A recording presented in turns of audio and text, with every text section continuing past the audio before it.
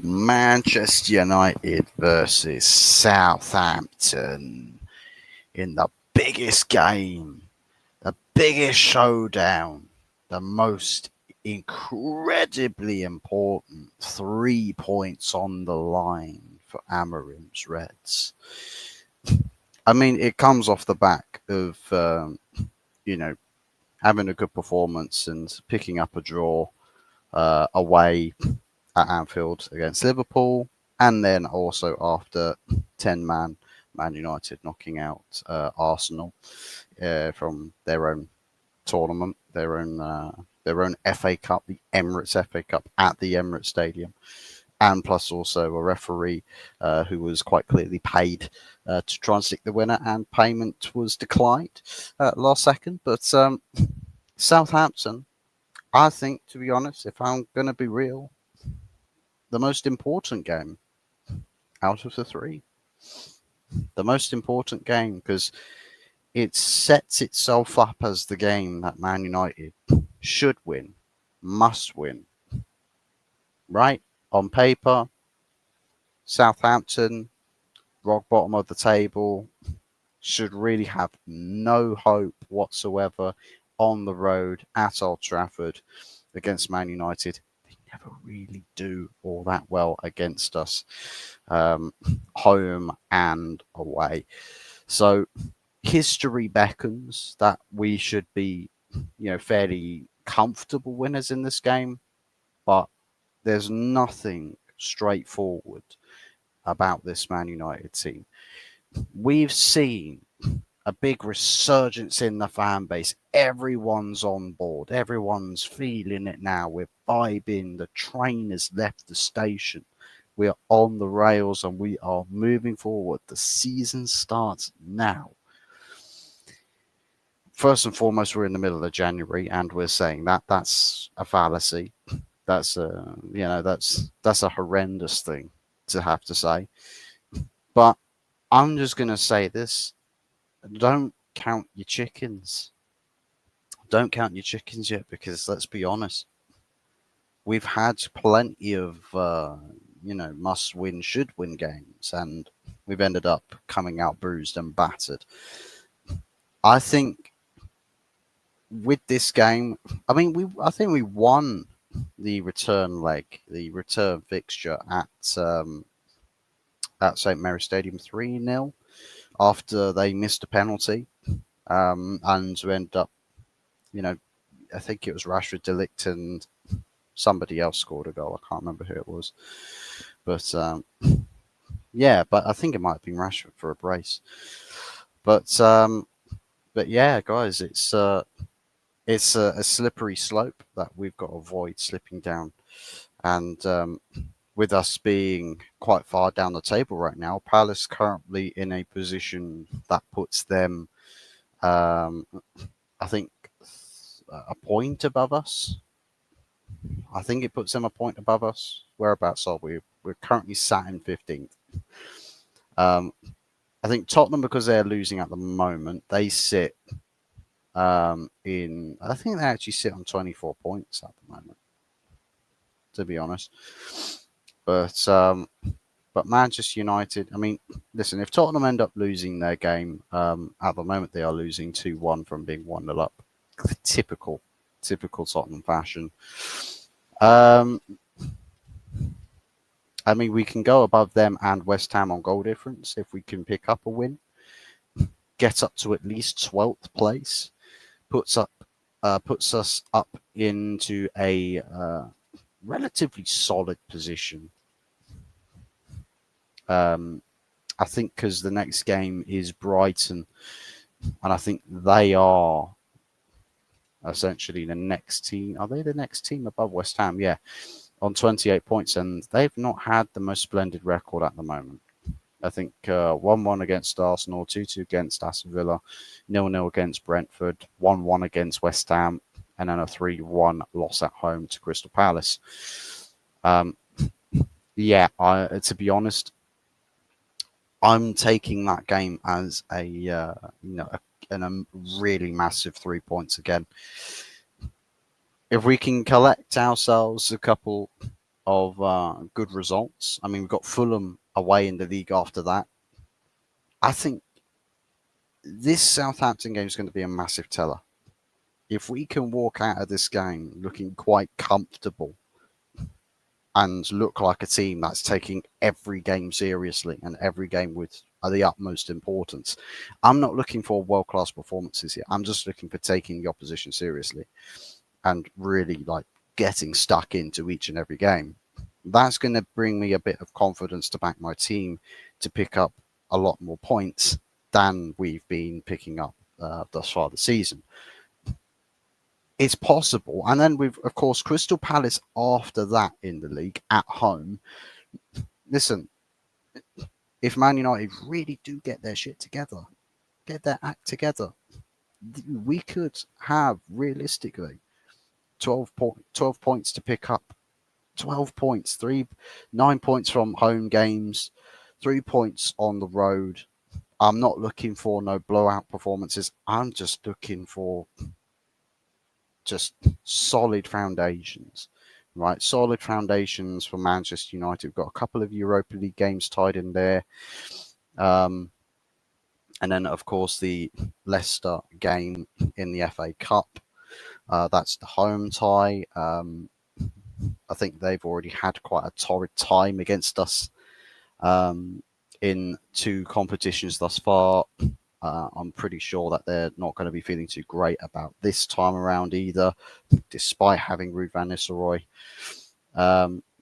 Before we get a tougher away game, but then again, it's Tottenham away at the moment. They're not doing too splendidly well. And then we've got Everton away, Ipswich at home, and then Arsenal come to town. So there's a lot of points to pick up here, guys. This is the very much winnable run of games for Man United in all competitions. We have to take this. We have to take the baton in stride and run like hell with it, and it would do wonders for us. It would do absolute wonders for us. I mean, on 23 points, 12 points on the boards will get us comfortably. Will probably get us maybe not so much comfortably, but in a solid position into the top half of the table, because I believe like two, maybe 3 of those teams that we play in the next 4 Premier League fixtures are all just looming above us in the table. Those are pivotal 3 points that we could just keep clawing off each of these opponents and overtake them, get further up the table. So this is the key point of the season for Man United to really make a recovery in league standard. And do I back this team to do it? I think I don't trust this team to do it, to be honest. I don't. I need to see how we do against Southampton and also Brighton. I'm not fussed with the Rangers game. Southampton and then Brighton on the weekend.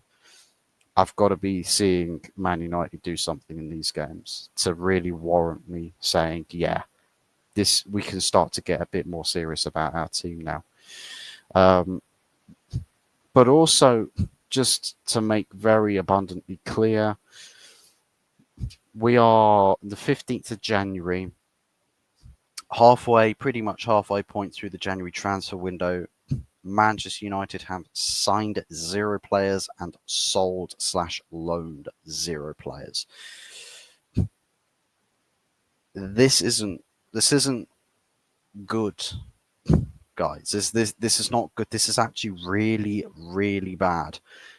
I'm getting murmurings that Napoli have officially made their interest with Garnacho official. They're definitely piecing together a proposal, a bid for the young Argentine. Alejandro Garnacho is a candidate to replace Kvicha.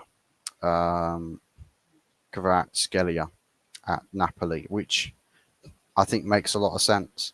I think it does make a lot of sense, but I see it with the fan base that a lot of people are saying, no, we've got to keep hold of him, got to keep hold of him. Sentimentality is the last thing I need this fan base to be holding on to. The last thing I need these guys to be holding on to. Garnacho, as much as you value him as an asset, I value the money he can bring in for much more important positions.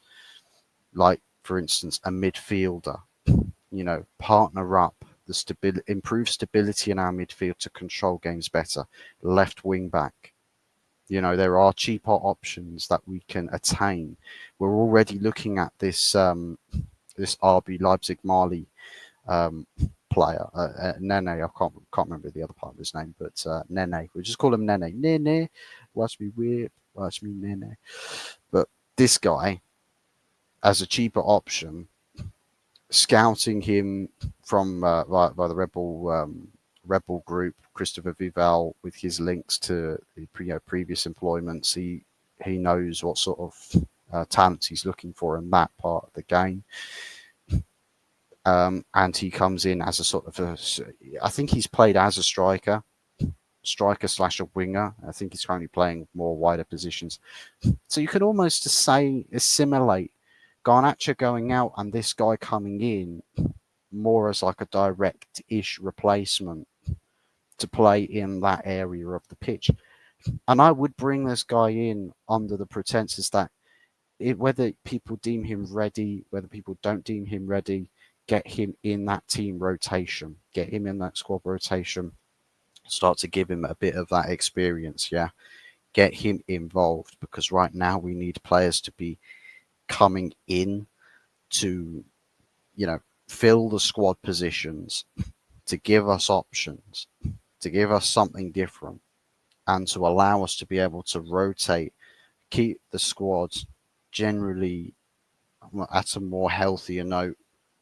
Squad fitness needs to be good. And especially with this next run of fixtures, very winnable fixtures for United, and we need to show good energy for them. But we desperately do need that midfielder, because I'll tell you what, if Ugarte goes down, it's long. It's really, really long for United. And who's out there? Who can Man United get? And pop your suggestions in the comment section down below what you think as realistic midfield options for Manchester United. Who would you like to see of course, let's say, for example, Casemiro gets the transfer move away from the club. We use the funds to put towards the midfielder.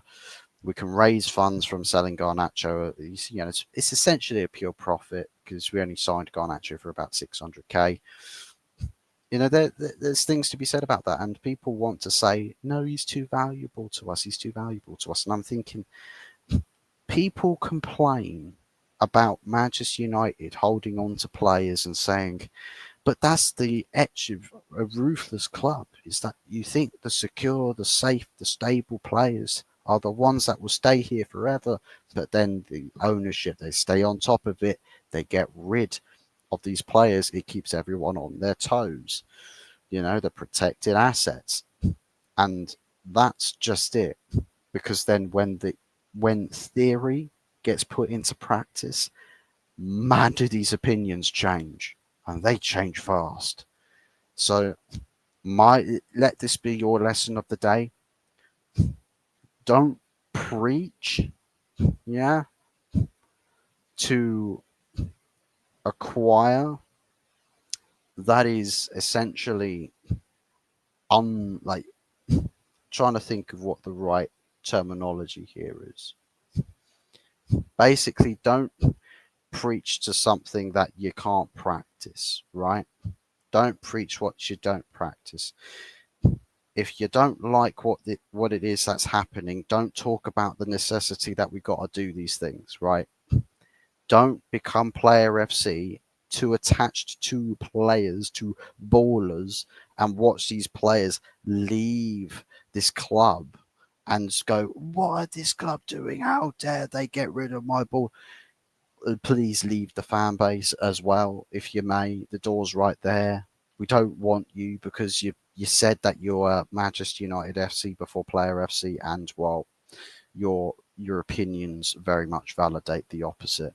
So yeah, and also leave your um, apologies to everybody else that you give grief about this to on the way out in the tip box, preferably along with a fiver, just so that we can feel a bit better about ourselves. But I think in terms of what we've had so far is like the preaching of FFP for this January transfer window.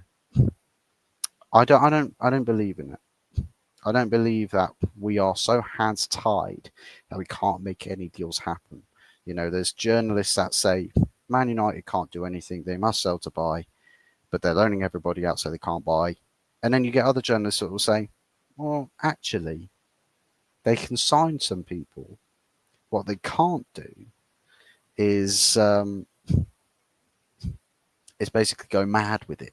They can't go mad with it. They have to really pick their transfers carefully. But then we will also get the intermediaries that will say Man United are just focusing on getting contract renewals done and sales out the door. But I think because Man United are preaching that we're forced to make the easy sales, like it's easy to conduct these sales because they're highly valued assets, but they're the hardest ones to make because it hits close to home. But I mean, what can you expect for a club that is royally being fucked sideways for the past 10 years? Players get put into positions of impunity, political power at the club.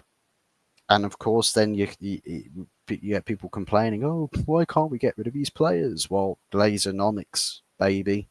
Glazonomics in full swing. They're here because of those fuckers, those rat bastards. Which, by the way, Glazonomics is still rife at this club. You just don't know it yet. Yeah. So if I'm the 1958, yeah, I'm very much keeping on top of making my message very much clear that the Glazers are still not welcome.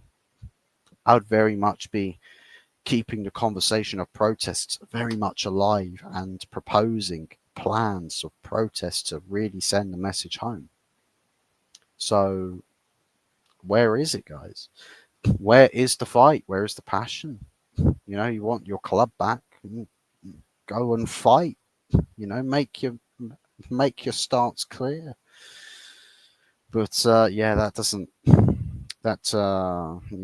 seem to be going all too well. Score prediction for this game. I'm going to go with I think I've already placed my prediction. I think I went 3-0. Let me just double check where I put my predictions. My predictors. Where is my predictors? My predictors is here. Yeah, Man United 3, Southampton 0. So obviously I'm backing the result to insinuate that we get a commanding result. Do I believe we will do that? It's anyone's guess, but surely it's Southampton. Surely this is the invitation to begin something with Man United. Surely. And by the time we get to the tougher games, hopefully some of that dead weight in the squad is gone and replaced by players with a fresh lease of life and a vision to back. So hopefully this is the start of something. Hopefully we can get the ball rolling and move on to bigger and better things. But anyways, thanks for watching, guys. Make sure to smash the likes and subscribe and leave your score predictions as well as the transfer suggestions. Who do Manchester United need to sign? It's half of a transfer window left, guys, and we are no closer to signing anybody for this window.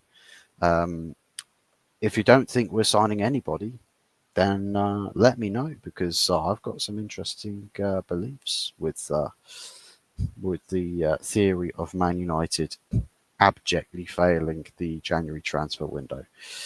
Um, so yeah, let me know what you guys think. Thanks for watching, and we'll catch you guys on the next one. Ciao.